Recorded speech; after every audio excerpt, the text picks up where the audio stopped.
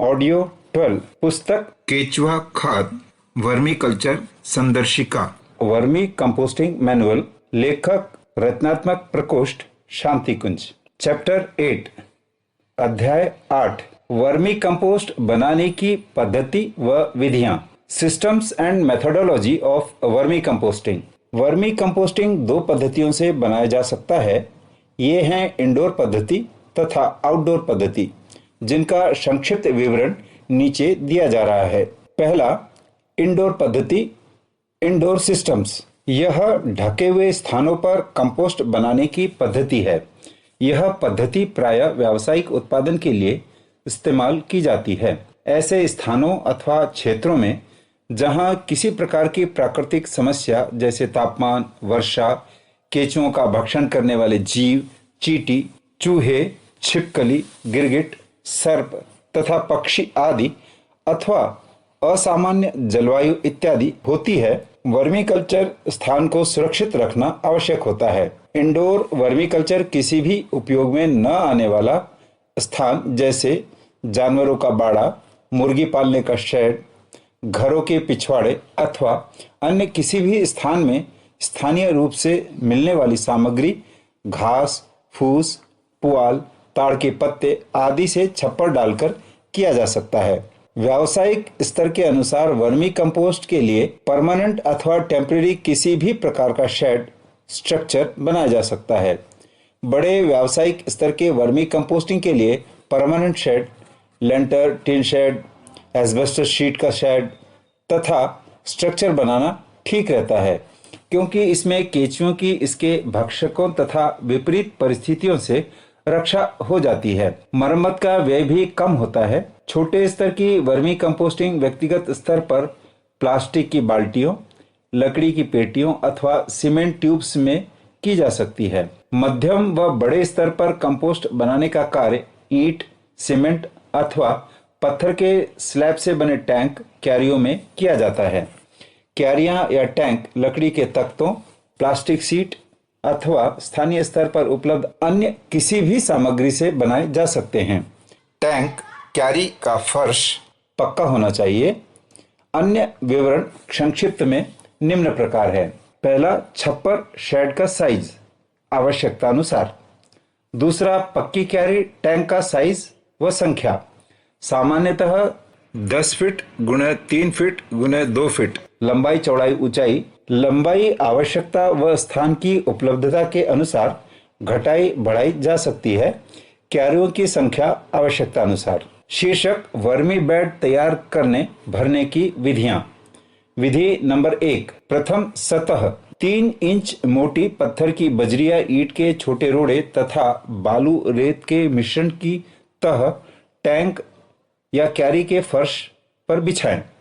इसे पानी छिड़ककर भिगो दें। दूसरी परत, इसके ऊपर सूखे सख्त कार्बनिक waste, hard to degrade organic waste जैसे कपास के सूखे तने, ज्वार, बाजरा, मक्की की कड़वी, धान का छिलका, गन्ने की खोई, बुरादा, नारियल की जटा आदि, जिसे गलने, सड़ने तथा मुलायम होने में 8 से 10 माह का समय लग सकता है, की तह बिछा दें। इसे अच्छी तरह पानी छिड़ककर भिगा दें। यह परत हार्ड बेड कहलाती है। तीसरी परत, 2 इंच मोटी तह पूर्णतया डीकम्पोस्ट कंपोस्ट गोबर की सड़ी खाद की बिछा दें। इस पर पानी छिड़ककर अच्छी तरह भिगो दें। चौथी परत, सड़े कंपोस्ट की तह पर वर्मी कंपोस्ट केंचुओं सहित की पतली परत बिछा दें। पांचवी परत, सबसे ऊपर शीघ्र व आसानी से सड़न गलन योग्य कार्बनिक वेस्ट जैसे गोबर या गोबर के साथ कृषि व्यर्थ या गोबर के साथ सब्जियों का वेस्ट या बायोगैस स्लरी के साथ सूखे कार्बनिक वेस्ट आदि का मिश्रण, जिसका 15-20 दिन प्रारंभिक डिकम्पोजिशन हो चुका है, कि 10 इंच से 15 इंच मोटी तह शंकुकार ढेर में लगा दें। शुरू से आखिर तक एक ढेर भी लगाया जा सकता है अथवा छोटी छोटी बहुत सी ढेरियां एक दूसरे से सटाकर लगाई जा सकती है। छोटी ढेरियों को प्राथमिकता दी जाए। छठवीं परत, सूखी घासें, पत्तों, भूसा, पुआल आदि अथवा टाट के बोरे की मल्चिंग परत, जो नमी को रोकने तथा केंचुओं की सक्रियता बनाए रखने के उपयुक्त माइक्रो वातावरण बनाए रखे। इस विधि में कंक्रीट व रेत की परत अधिक पानी के उपयुक्त निकास का कार्य करती है तथा तली में बिछाई गई हार्ड बेड सख्त अनडिकम्पोज्ड कार्बनिक वेस्ट की परत बफर फीडर का कार्य करती है। ऊपर की भोजन सामग्री समाप्त हो जाने के बाद केंचुए नीचे की इस तह में भक्षण करते हैं, जिसके डिकम्पोजिशन की प्रक्रिया धीमी है। यह जल्दी समाप्त नहीं होती। नई खाद्य सामग्री डालने पर फिर केंचुए ऊपर के आसानी से डिकम्पोजिबल व्यर्थ पदार्थ में आ जाते हैं। इस प्रकार बार बार ऊपर की भक्षण सामग्री नई डालते जाते हैं।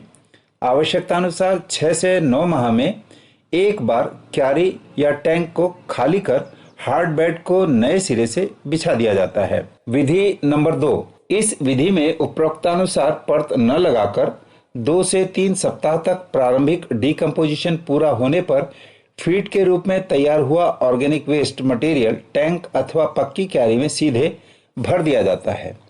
फीडिंग बेड की ऊंचाई 1.5 से 2 फुट तक शंकु आकार ढेर के रूप में रखी जाती है। फीड मटेरियल को लंबाई में केवल एक ढेर में भी व्यवस्थित किया जा सकता है अथवा छोटी छोटी एक दूसरे से सटी हुई बहुत सारी ढेरियां भी लगाई जा सकती है। यह सुनिश्चित करना आवश्यक है कि फीड मटेरियल में नमी का स्तर समुचित हो।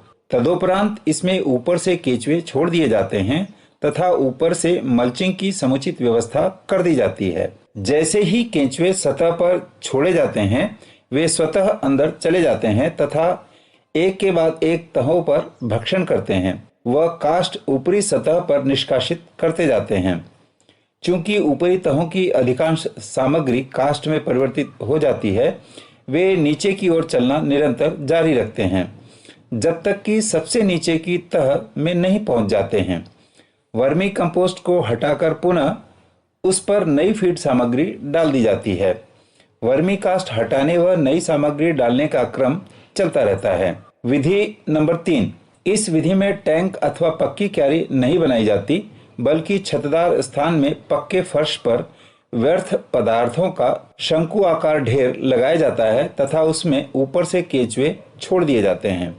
ढेर की ऊंचाई सामान्यतः 2 फुट तक तथा किसी भी दशा में 3 फीट से अधिक नहीं रखनी चाहिए। बड़े व्यावसायिक स्तर पर वर्मी कंपोस्टिंग के लिए यह विधि सर्वोत्तम पाई गई है, क्योंकि इसमें समुचित वायु संचार सुनिश्चित हो जाने तथा सभी ओर से केंचुओं द्वारा भक्षण किए जाने के कारण वर्मी कंपोस्टिंग की क्रिया तेज होती है तथा कंपोस्ट जल्दी बनता है।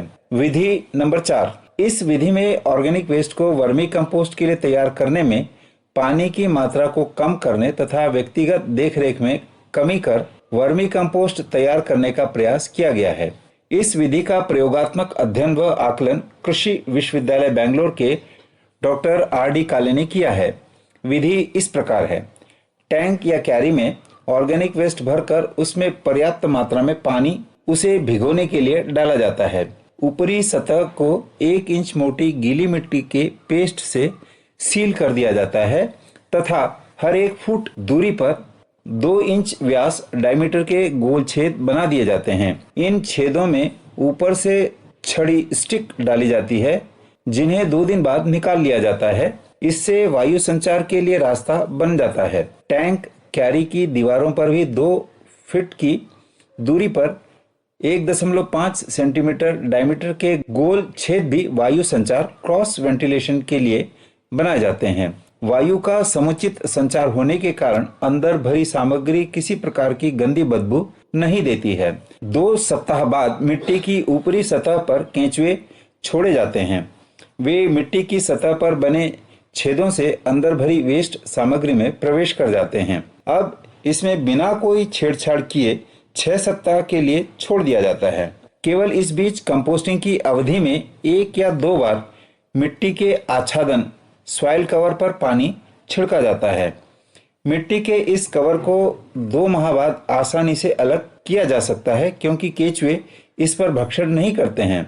कंपोस्ट व केंचुओं को इकट्ठा कर लिया जाता है। इस विधि में लगातार उत्पन्न की गई पूर्ण अंधकार की स्थिति केंचुओं की बढ़वार ग्रोथ तथा कंपोस्टिंग की प्रक्रिया को उत्तेजित करती है। किचन वेस्ट को मिट्टी के कवर से ढक दिए जाने के कारण वर्मी कंपोस्ट बनने से पूर्व गंदी बदबू निकलने व मक्खियों के आने दोनों पर ही रोक लग जाती है।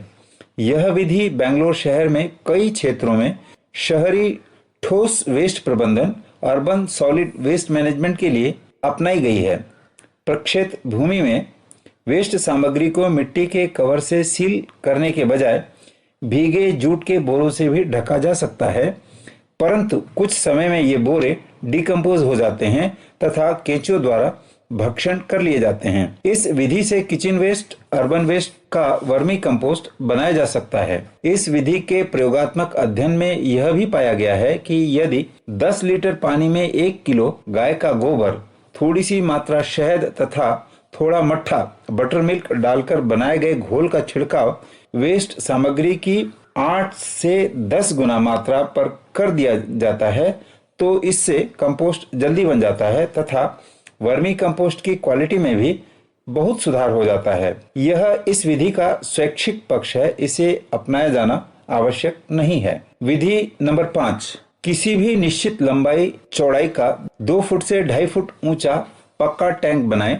इसमें 4 इंच चौड़ी ईंट की दीवार से इस प्रकार पार्टीशन किया जाए कि टैंक 4 बराबर भागों में विभक्त हो जाए। पार्टीशन वॉल इस प्रकार झिर्रीदार बनाई जाए ताकि केंचुए एक भाग से दूसरे भाग में जा सकें। ऑर्गेनिक वेस्ट जिसका वर्मी कंपोस्ट बनाना है, पानी के साथ अच्छी तरह मिक्स करके ताकि 40% नमी हो जाए प्रथम भाग में भर दें और 15 दिन सड़ने गलने के लिए छोड़ दें। बीच बीच में 2-3 बार उलट पलट दें। यदि नमी की कमी हो तो पानी छिड़क दें। 15 दिन बाद इसमें 200 केचुए प्रति घन फीट वेस्ट मटेरियल की दर से छोड़ दें तथा टैंक के दूसरे सटे हुए भाग में उपरोक्तानुसार प्रथम भाग की तरह ऑर्गेनिक वेस्ट प्राथमिक डिकम्पोजिशन हेतु भर दें। इस प्रकार क्रम से 30 व 45 दिन पर तीसरे व चौथे पार्टीशन में ऑर्गेनिक वेस्ट भरें। जैसे जैसे ऑर्गेनिक वेस्ट वर्मी कंपोस्ट में बदलता जाएगा, केचुए स्वतः ही पार्टीशन के अगले भागों में स्थानांतरण कर जाएंगे और 60 दिन पूरा होते हुए प्रथम भाग के सभी केचुए माइग्रेट कर चुके होंगे। इस समय वर्मी कंपोस्ट निकाला जा सकता है। इसी तरह क्रमवार 15 दिन के अंतराल पर एक एक कर सभी भागों का वर्मी कंपोस्ट निकालते जाएं व नया फीड डालते जाएं। वेस्ट मटेरियल की प्रकृति व मौसम के अनुसार 15 दिन की अवधि के अंतराल को 20 दिन भी किया जा सकता है। इस विधि को छोटे स्तर पर घरेलू ऑर्गेनिक वेस्ट को कंपोस्ट बनाने के लिए प्रयोग किया जा सकता है। दूसरी, आउटडोर पद्धति, आउटडोर सिस्टम्स। यह खुले स्थानों में कंपोस्ट बनाने की पद्धति है। यह पद्धति प्रायः अपने बगीचे में ही उपयोग हेतु बड़े स्तर पर कंपोस्ट तैयार के लिए अपनाई जाती है। इस पद्धति में कंपोस्टिंग ऑर्गेनिक वेस्ट के स्रोत जैसे बगीचे व बड़े एवं छायादार वृक्ष पर ही की जाती है। इस पद्धति का लाभ यह है कि ऑर्गेनिक वेस्ट तथा कंपोस्ट के लिए बहुत बचत होती है। ऑर्गेनिक वेस्ट से वर्मी कंपोस्ट बनाने का कार्य बगीचे में पेड़ के चारों ओर के उथले गहरे स्थानों, बेसिन्स अथवा गड्ढों में किया जा सकता है। बगीचों में बिना अवरोध वाले उपलब्ध स्वतंत्र स्थान, फ्री स्पेस का उपयोग भी ढेर विधि से कंपोस्टिंग के लिए किया जा सकता है। आउटडोर पद्धति में वर्मी कंपोस्ट बनाने के जो परीक्षण व अनुभव विभिन्न स्थानों पर किए गए हैं, उनमें कुछ का विवरण नीचे दिया जा रहा है। पहला, यथास्थान केचुआ पालन व vermi composting in situ culturing of earthworms. फसल कटने के बाद खाली खेतों की मेड़ों को 8 से 10 इंच ऊंचा करके खेत में सड़न व गलनशील कार्बनिक व्यर्थ पदार्थों को फैला देते हैं। तत्पश्चात इसमें थोड़ी गोबर की खाद मिलाकर पानी लगा देते हैं। माध्यम की उपयुक्त अवस्था आने पर उसमें केचुए छोड़ दिए जाते हैं। स्वयं की क्रियाशीलता द्वारा 3 से 4 माह में उनकी संख्या काफी बढ़ जाती है। यदि केचुए अन्य उपयोग के लिए नहीं चाहिए तो खेतों में जोत दिए जाते हैं अथवा हैंड पिकिंग द्वारा पकड़कर अन्य उपयोगों में लाए जाते हैं। इस विधि का उपयोग अमेरिका में प्रचलित है, जहां किसानों के पास कृषि भूमि अधिक है तथा अगला फसल चक्र आने पर खेतों को जोतकर खेती के लिए उपयोग करते हैं। भारत में कर्नाटक प्रदेश में ऐसे किसानों ने जो जैविक खेती अपनाए हुए हैं तथा कीटनाशक रसायनों का प्रयोग नहीं करते हैं, बगीचों में जहां भूमि को बारंबार नहीं जोता जाता है, यथास्थान इन सीटू वर्मी कंपोस्टिंग का प्रयोग किया है। इन किसानों द्वारा फलदार पेड़ों की जड़ों के चारों ओर ऑर्गेनिक वेस्ट का आच्छादन मल्चिंग बनाकर रखा जाता है तथा ड्रिप स्प्रिंकलर विधि से सिंचाई की जाती है। इनमें से अधिकांश किसानों द्वारा टैंक अथवा क्यारियों में केचुआ पैदा किए जाते हैं। जैसे ही केचुओं की संख्या बढ़ना शुरू हो जाती है, वे इन्हें पेड़ों की जड़ों बेसिन में छोड़ देते हैं। यह पाया गया है कि इन खेतों में केचुए अच्छी तरह पनपते व बढ़ते हैं। कोकोनट के बगीचों, फलों के बगीचों तथा मलबरी के बगीचों में इस प्रकार की वर्मी कंपोस्टिंग प्रक्रिया का बहुत अच्छा प्रभाव पाया गया है। कार्डेमम के पौधों में केंचुओं की बढ़ती संख्या के साथ चूहों का बढ़ता प्रकोप तथा उससे कार्डेमम की फलियों में बहुत क्षति पाई गई है। महाराष्ट्र के कुछ भागों में अंगूर में इन सीटू वर्मी कल्चर से भूमि उर्वरता व अंगूर की उपज में अच्छा प्रभाव पाया गया है। अतः इस विधि को स्थानीय स्थिति को ध्यान में रखते हुए किसान बागवानी के फलदार वृक्षों के लिए अपना सकते हैं तथा प्रायोगिक अध्ययन कर क्षेत्रीय उपयोगिता का आकलन कर सकते हैं। दूसरा, खुले मैदान में वर्मी कंपोस्टिंग। कर्नाटक प्रांत के कुछ सूखे क्षेत्रों में जहां वर्षा न्यूनतम है, किसानों ने वर्मी कल्चर को न्यूनतम छाया व बचाव के साथ खुले खेतों में करना तथा कायम रखना प्रारंभ किया है। ऑर्गेनिक वेस्ट की vermi composting bed 60 centimetre 2 foot ऊंचाई व इच्छित लंबाई व चौड़ाई के अनुसार धरातल पर तैयार की जाती है। केंचुए इन ढेरों में सीधे ही छोड़ दिए जाते हैं। केंचुओं की प्रजनन व बढ़ोतरी दर की क्षमता अधिक होने के कारण केंचुओं को कुछ क्षति परभक्षी शत्रुओं प्रीडेटर पैरासाइट से होने के बावजूद भी जिंदा रहे केंचुए अपनी पॉपुलेशन बनाए रखने तथा किसान को आवश्यक कंपोस्ट दे सकने में सहायक होते हैं। यह किसानों को अपने तरीके से केंचुओं की संख्या वर्मी कंपोस्टिंग के लिए बनाए रखने का बहुत ही सस्ता तरीका है। न्यूनतम ध्यान देकर इस विधि से छोटे स्तर 3 से 10 टन, मध्यम स्तर 36 से 120 टन तथा बड़े स्तर 3600 टन प्रतिवर्ष तक का वर्मी कंपोस्टिंग कर्नाटक में विभिन्न प्रक्षेत्र भूमियों व इंडस्ट्रीज में किया जा रहा है।